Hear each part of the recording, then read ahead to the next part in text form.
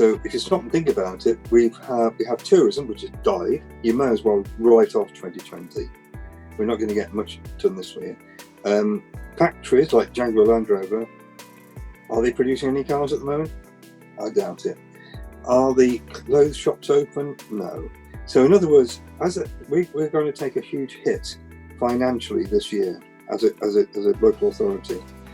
We want to come out of this as strongly as we can possibly be. Therefore, we need to start looking well ahead. We're looking at things like, for example, mini and micro businesses that are going to spring up from this crisis.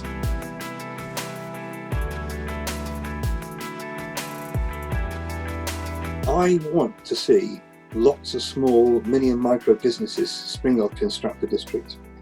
And we're a beautiful part of the world. I mean, stunning part of the world.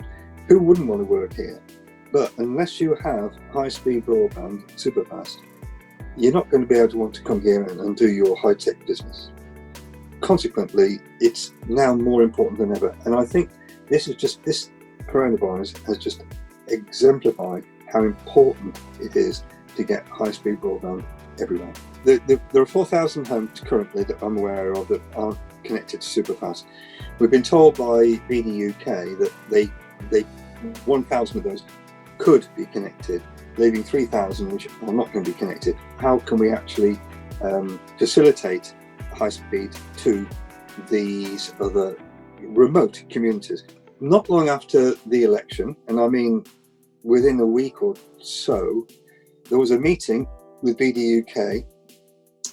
Boris Johnson jumped in, came in one day and he said, just make it happen. And that's not high speed, that's super fast, it's i.e. fibre. So we now are taking that as the default. That will be the minimum.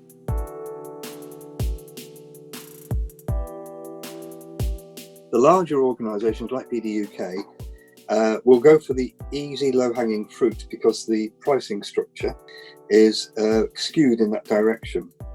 What we'd like to see is that they start at the bottom up now and start feeding the money into the harder to reach communities. And then, because these guys are on a few megs, if they're lucky, what we're looking for is gigabit everywhere. Now, like I said, it's not beyond the realms of possibility at all. We've got the gigabit voucher scheme. We feel that we could actually get all of our district connected relatively easily and relatively cheaply. But there's so much politics that goes on with a small p about this, and it's vested interests. And there's our problem. We've got these big boys who literally rule the roost. They are embedded in government. So how do we actually sort of shout louder and get a say on these things?